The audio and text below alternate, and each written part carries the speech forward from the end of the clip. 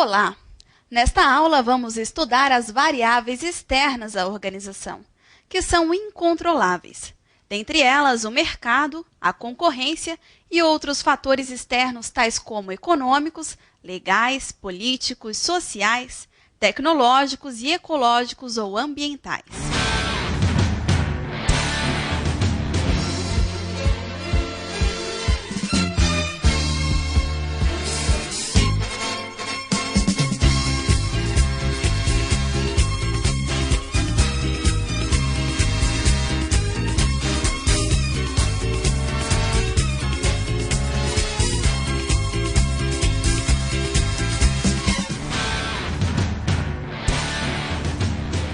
Segundo Kotler, a segmentação é a subdivisão do mercado em subconjuntos homogêneos de clientes, em que qualquer subconjunto pode concebivelmente ser selecionado como meta de mercado a ser alcançada com um composto de marketing distinto. Segundo Kotler, um grande número de variáveis pode ser usado para segmentar um mercado. Porém, nem todas as variáveis de segmentação são apropriadas a todos os mercados. Vamos considerar as variáveis geográfica, demográfica, socioeconômica, psicológica, por tipo de produto, por comportamento do consumidor, por benefício, por ramo de atividade e por marketing mix. O gestor público precisa saber definir a estratégia de segmentação mais adequada em relação ao serviço público prestado para ser mais efetivo no atendimento das necessidades e desejos da população. Vamos conhecer estas estratégias de segmentação. Vamos tratar agora de estratégias de segmentação de mercado. A primeira delas chama-se marketing indiferenciado. Vamos supor que você tenha um grande público, um grande mercado, e você, como prestador de serviço, foca suas atividades, sua prestação de serviço em todo esse público de uma forma indiscriminada. Você vai usar a tática de produto igual para atender todas as pessoas, a de comunicação, a de distribuição e de preço, ou seja, atendem todas as pessoas como elas fossem iguais. A segunda estratégia chama-se marketing diferenciado. Na estratégia de marketing diferenciado, você tem esse grande público, esse grande mercado, mas você vai definir uma, duas ou três fatias desse mercado para atender. Agora, as táticas que você vai usar em cada fatia são diferentes. Então, a primeira fatia pode ser de homens. Você vai ter táticas de produto, táticas de preço, táticas de comunicação e distribuição, diferentes da segunda fatia, que pode ser um público definido por mulheres. Depois nós vamos então para outra estratégia de segmentação que chama marketing concentrado. Marketing concentrado, dentro desse grande mercado, você vai fazer um recorte para atender um nicho de mercado. O que é um nicho de mercado? É um grupo de pessoas com características muito parecidas e que geralmente já não são atendidos pelos prestadores de serviço que estão nesse mercado. Então, as táticas de oferecer produtos idênticos com comunicação idêntica, preço idêntico, numa redistribuição idêntica, chama-se marketing concentrado, para atingir esse público desse nicho de mercado específico. E a última, então, chama-se marketing de relacionamento. Marketing de relacionamento é quando você continua tendo um grande mercado, mas você escolhe pessoas para serem atendidas como se elas fossem únicas. Você pode ter não apenas um cliente, mas 1, 2, 3, 10, 20 clientes, mas para cada um deles as táticas são como se fossem únicas. Tática de produto apenas para aquele cliente específico, de preço também, de comunicação e distribuição. No segundo, já vão ser táticas também totalmente diferentes. Então, essas são as estratégias de segmentação de mercado.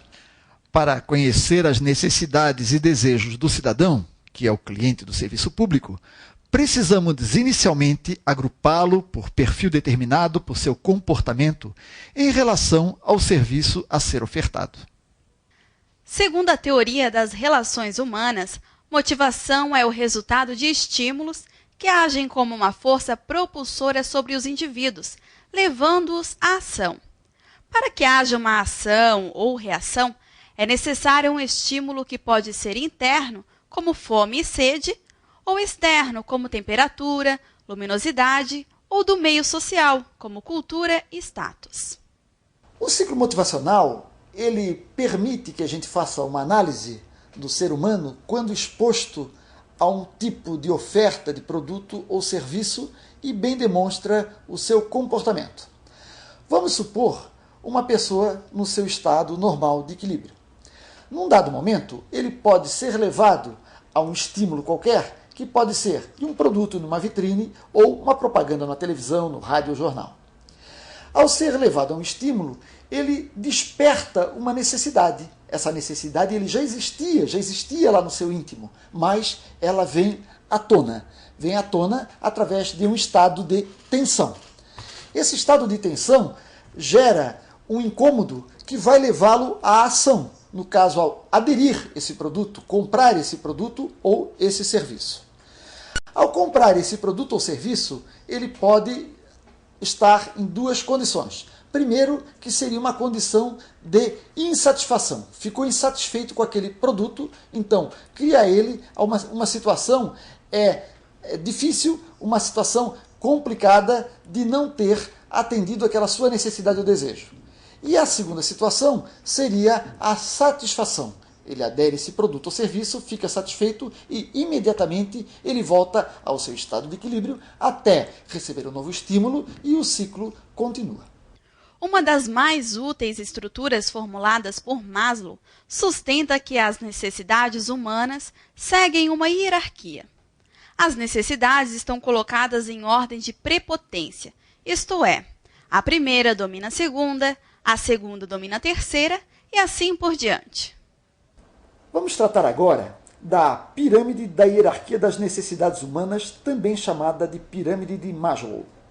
Como vocês observam, na base da pirâmide, que é a maior área que compreende essa pirâmide, estão as pessoas que têm necessidades fisiológicas. Aliás, todos nós temos necessidades fisiológicas, mas uma grande parcela da população ela não sobe aos outros patamares da pirâmide. Ela continua durante todo o seu processo de vida com essas necessidades fisiológicas. Mas vamos tratar, por exemplo, se as pessoas elas se mantivessem nesse patamar e depois, num dado momento, elas passassem para o patamar seguinte. Então, essas necessidades fisiológicas elas são relacionadas à fome e à questão da saúde, por exemplo. Então, existe uma população do nosso município, né, em análise, que você vai oferecer serviços relacionados à saúde, como postos de saúde públicos, elas vão aderir imediatamente a esse tipo de serviço, né? A questão do pessoal também da cesta básica, que tem essa necessidade também de fome. Então, esse público ele está colocado nessa base da pirâmide. Num dado momento, se essas pessoas conseguirem vencer esse tipo de necessidade, eles passam a ter essa necessidade de segurança. E algumas pessoas que já tinham satisfeitas essas necessidades fisiológicas, automaticamente elas têm essa necessidade de segurança. Então, um perfil de público, ele exige do poder público segurança, mais polícia nas ruas, etc. e tal. Depois, num outro momento, você vai ter um público que ele tem necessidade de relacionamento e amor. Nós podemos tirar aqui, por exemplo, algumas prefeituras, alguns municípios que fazem, por exemplo, centro de convivência de idosos, onde essas pessoas possam passar parte da sua vida conversando com as outras, se relacionando, dançando, namorando, jogando, né, e simplesmente tendo uma atividade de lazer. Então, esse também é um papel do poder público que às vezes ataca nessa fatia da pirâmide.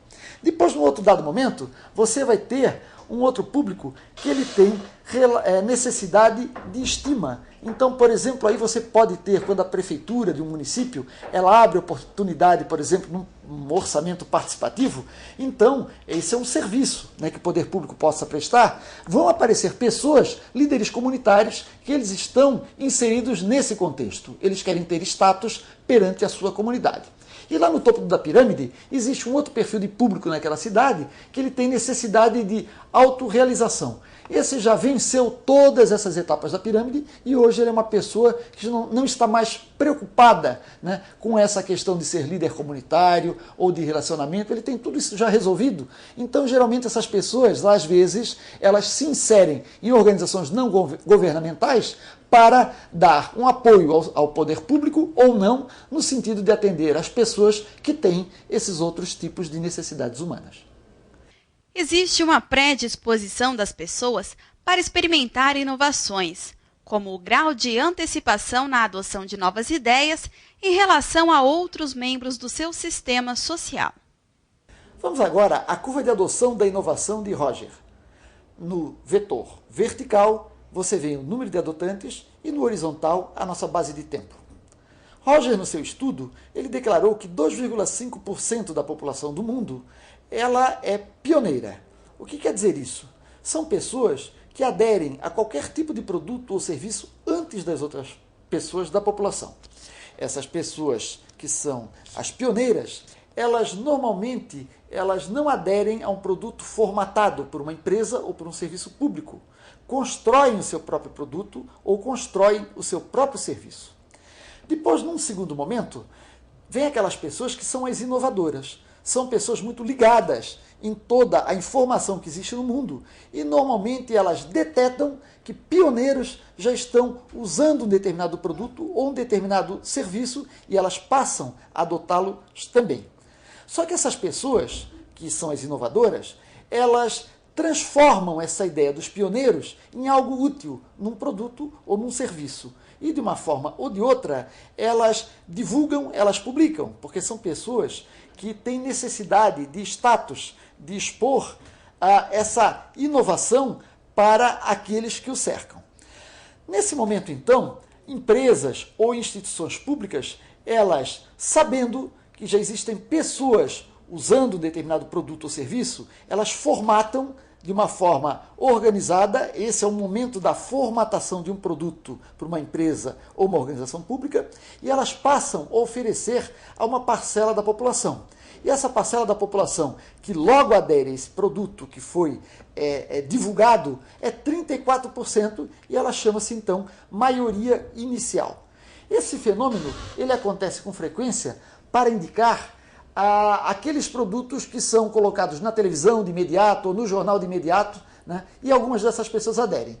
E o segundo grupo também, né, que fazem parte dessa maioria, que é 68% da população, que chama-se maioria tardia, eles são 34% também da população, eles aderem depois. Eles só aderem no momento em que esses primeiros já começaram, esses 34% primeiros, já começaram a dar sinais de satisfação a respeito desse produto. Então, reforçando mais uma vez, esses dois subgrupos fazem parte do que chamamos de maioria, que são 68% da população. E por último, então, vem os retardatários. São pessoas conservadoras. Eles passam a aderir a esse tipo de produto depois que todo mundo já usou, depois que com segurança aquilo é bom, então elas passam a aderir a esse tipo de produto. Então o que ocorre é assim, as pessoas idosas, por exemplo, né, elas são as últimas a aderir a por exemplo, serviço de saúde que foi prestado pela prefeitura, né? Nós temos, por exemplo, às vezes, pessoas de uma classe socioeconômica mais baixa, que às vezes se constituem em maioria tardia em aderir, por exemplo, a um curso técnico oferecido por uma instituição pública. Aquela maioria inicial, por conta dessa facilidade que tem aos meios de comunicação, por exemplo, no caso do Cefet, foram as primeiras a aderir ao curso superior de tecnologia do Cefet, e assim sucessivamente. Então, para isso que serve a curva de adoção da inovação, para ver qual público, em que momento, em que tempo cada uma dessas pessoas vão aderir ao serviço público que você está oferecendo para a população. A compreensão do comportamento dos diversos segmentos da população é fator-chave para a definição das táticas a serem adotadas para atendimento das necessidades e desejos do tomador do serviço público. É equívoco por parte de muitas empresas que consideram suas concorrentes aquelas outras que estão próximas de si vendendo o mesmo produto. Na verdade, concorrência compõe-se pelas organizações que atuam no mesmo negócio e mercado, ou seja, têm o mesmo público-alvo e estão sujeitas aos mesmos fatores externos. Para entender melhor concorrência, é preciso entender inicialmente os conceitos de capacidades, competências e competitividade. Veja, capacidade é o conjunto de recursos com os quais, através de cooperação e coordenação, seja possível executar tarefas e atividades produtivas. Competências são ativos, tangíveis e intangíveis que estejam vinculados de forma semipermanente à organização, como, por exemplo, marcas, reputação, conhecimento tecnológico desenvolvido internamente, informação acumulada sobre clientes, força de trabalho especializado, habilidade gerencial, contratos, equipamentos, cultura organizacional, processos eficientes, recursos financeiros e etc. E competitividade. Para a BOG, está ligada diretamente à capacidade da empresa de atender aos desejos e expectativas do cliente. Competência é a qualidade de quem é capaz de apreciar e resolver certo assunto, fazer determinada coisa. Significa habilidade, aptidão e idoneidade. Já a competição é a busca simultânea por dois ou mais indivíduos, de uma vantagem, uma vitória, um prêmio, etc. As organizações públicas, atuando de forma competitiva em um dado mercado, provocam impacto considerável nas organizações privadas concorrentes em função do ambiente favorável criado para os clientes daquele mercado. O Instituto Federal de Santa Catarina, por exemplo, divulga amplamente seus serviços que presta com qualidade, no mesmo nível ou em nível superior em relação à concorrência privada, com o diferencial da gratuidade. Isso faz com que as instituições privadas procurem adicionar atributos aos seus serviços com vistas a atingir alguns segmentos não absorvidos pela oferta do Instituto Federal de Santa Catarina. As organizações públicas no Brasil geralmente não praticam o conceito de marketing, ou seja, não ouvem o cliente com vistas a atender suas necessidades e desejos. A promoção da mudança no pensamento do servidor público pelo gestor público, no sentido de fazer que compreenda que as organizações públicas têm clientes e concorrentes e que precisam atender de forma efetiva e democrática a todos os segmentos da população, é o início para um serviço público de qualidade. No ambiente externo à organização, devemos levar em conta outros fatores externos incontroláveis que influenciam o negócio da organização, sendo esses fatores de ordem econômica, política, social, legal, tecnológica e ecológica ou ambiental. Vamos esclarecer por meio de exemplos os fatores. Econômicos: planos econômicos governamentais, crises econômicas internacionais e etc. Políticos: eleição de um presidente da República com visão contrária aos interesses do Estado ou município. Sociais: greves de servidores públicos, de fornecedores ou condições indesejáveis relacionadas à organização pública, como pobreza, violência e outros. Legais: alteração de legislação, dispondo diretamente ou indiretamente sobre matéria relacionada com a atividade pública. Tecnológicos: dificuldade de acesso às tecnologias ligadas à execução do serviço público. E ecológicos ou ambientais: dificuldades de prestar serviços sem agredir o meio ambiente e sofrer represália da sociedade ou órgãos fiscalizadores. É importante destacar a necessidade de mapear estes fatores para cada serviço prestado pela organização pública, que provoca o impacto de forma direta ou indireta no negócio, que é servir a população e, com criatividade, empreender ações com vistas a minimizar efeitos da ameaça ou transformar essa ameaça em uma oportunidade de servir bem. Estudante: ao estudar o ambiente externo da organização, você descobriu que ele é composto por variáveis que a organização não pode controlar. Neste ambiente estão nossos clientes, nossos concorrentes e outras forças que influenciam diretamente na forma como prestamos nossos serviços. Para conhecer com precisão nossos clientes, nossos concorrentes e as demais variáveis capazes de interferir em nossa atividade, é necessário que você domine ferramentas de busca de informação. E é isso que você irá fazer na próxima aula. Espero você lá!